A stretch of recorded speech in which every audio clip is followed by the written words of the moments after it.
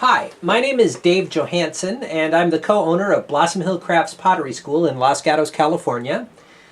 Today I'm going to be demonstrating how to make a plate or dinnerware. It's our February challenge of the month to all of our students. I have here a couple of plates, and I just want to, before I start throwing, I want to talk to you a little bit about what makes a good dinner plate. First of all, the upper cabinets in a kitchen are 12 inches deep, so you certainly don't want to make your plates bigger than 12 inches or they're not going to fit in your cabinet. Modern dishwashers are also, they've kind of gotten a little bit smaller, and a lot of people have those 2-drawer dishwashers, which makes them even smaller. So what I have found is that the ideal width for a plate is 10 inches, and that's what I have here is a 10-inch dinner plate, so 10 inches. The other thing is that you want the plate to be able to fit into the dishwasher, so it can't get too thick this way. It's got to stay pretty narrow. So 10 inches, not very thick this way, and of course you want them to stack, which means that the foot rim has to fit inside of the rim of the plate there. So that's what we're going to do. I'm going to demonstrate how to make a 10-inch dinner plate that stacks nicely, fits in your kitchen cabinets, and fits in your dishwasher. So that's that. I have found through experience that 4 pounds of clay makes a perfect 10-inch dinner plate. So that's what I have here is 4 pounds of clay. And it's really important to measure accurately. If you get the weight of the clay right, everything else is going to work out just fine for you in terms of measurements. I also like to know the width of the bat. I have a 13-inch bat. I always work with 13-inch bats when I throw dinnerware. That's just something to pay attention to, and it'll make more sense to you in just a minute. So I begin the same way I would with any pot. I'm going to get my clay down and center it. Little bit of water. I did wedge this clay. I hear some people say, "Oh, you don't need to wedge clay for dinnerware." That's not true. You still need to wedge it, and you still need to center it.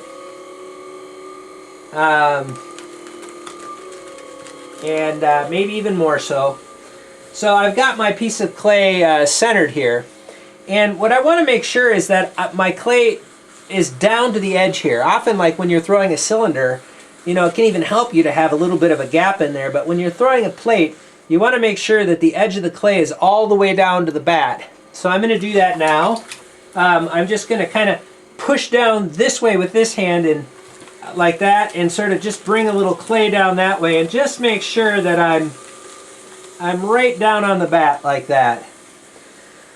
So now I've got my clay really connected to my bat. Again, it's 4 pounds. And you've seen me do this in other videos. I'm going to bring the clay out wide. So I start by putting a little bit of a hole right there in the center.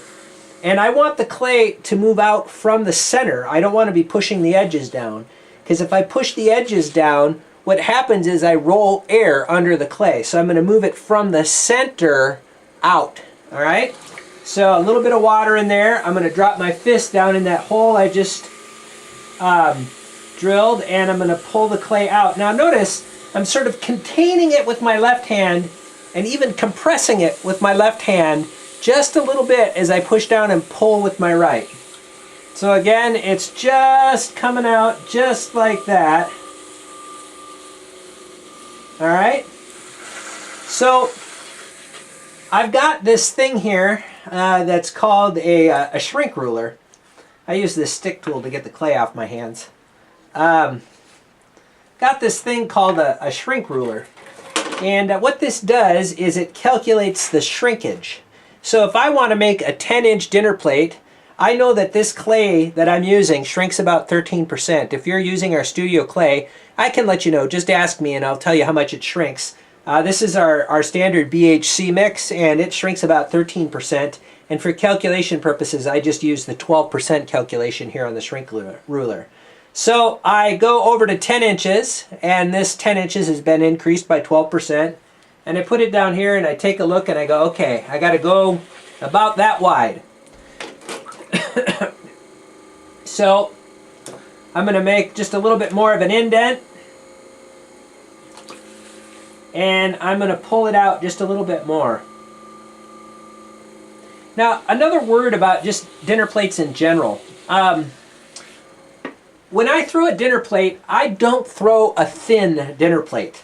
And the reason is I don't want it to break. You know, the first time I smack two of the rims together, if they're really thin, they're going to chip. Or if I hit it on the sink faucet, they're going to chip. So, you know, my dinner plates, they kind of tend to be a little bit on the hefty side.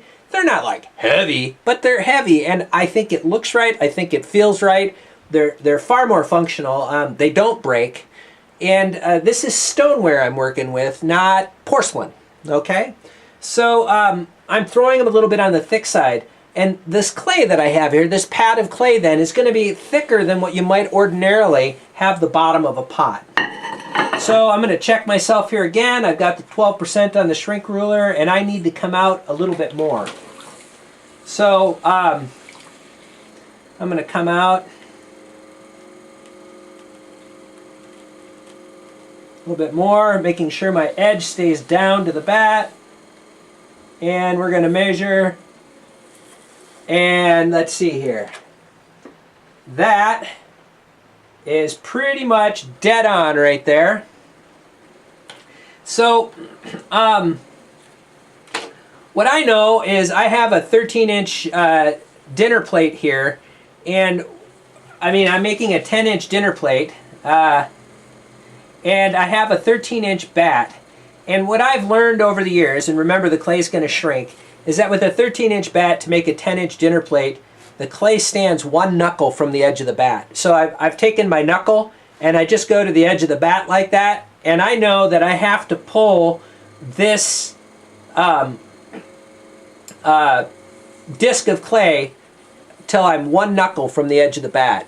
So what I suggest you do is get your 4-pound ball of clay and pull it out to 10 inches and then measure this distance and write that down. If you want to be able to make the same plate in 3-4 years, write down that you used 4 pounds of clay. Write down the kind of clay that you used. Write down that you made it on a 13-inch bat, and write down how far from the edge of the bat you pulled the disc out to. Or you could write down the diameter of the disc. Okay? Is all that making sense to you? So now that I have my disc of clay and it's nice and compressed and I've got it nice and level, I'm going to do what's called restanding the clay. And you've seen me do this in other projects as well. I'm going to take my finger and I'm going to put it right here on the edge of the pot. I'm going to take my other pointer finger and I'm going to put it right there. So my right pointer finger goes there, my left pointer finger goes there, and I'm going to push to the middle. And what that's going to do is it's going to stand up the edge. Now the purpose of my left pointer finger, or this one, is to keep that edge compressed as I go up. And this one is obviously pushing the clay in. So I'm going to go up. And again, I like to measure with my knuckles because I don't make mistakes. When I use rulers, I make mistakes. I get clay on it, I can't read it, I look at the wrong number. So I'm just going to keep going. And I'm going to raise this up until I'm to 2 knuckles. And you can determine for yourself what you like. I like to go up to 2 knuckles. So there I am, I'm at 2 knuckles. And I'm going to stop and compress the rim just a little bit, not super hard. Keep that rim nice. So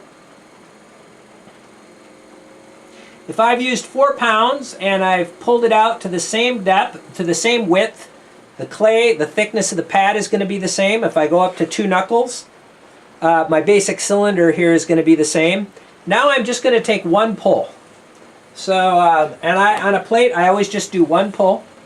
I've got that right there, so I'm going to come up just 1 pull. Like that. And I like to leave my rim thick. Again, the reason for leaving the rim thick is so that the first time I hit it on the faucet in the sink, it doesn't crack. And a nice thick rim there. And now I'm just going to turn the edge out. So I'm just going to take it and turn it out like that. Alright? And I'm going to take my time and bring it out a little bit more. Just like that. And bring it out a little bit more. Just like that. Now, if you look at this plate that I've made, I like to kind of make a sort of an English style plate that has this little lip on it. And it's meant to push your peas against. It's, you know, you can catch your food with it. And that's the kind that I like. But you can also make it just a nice even curve. You can do it however you want to do it. But I like to put that little edge in there. So I'm going to kind of just create that in there right now. I've got one finger like that and this finger kind of that way. And I'm just kind of making the plate just the way that I want it. And there we go.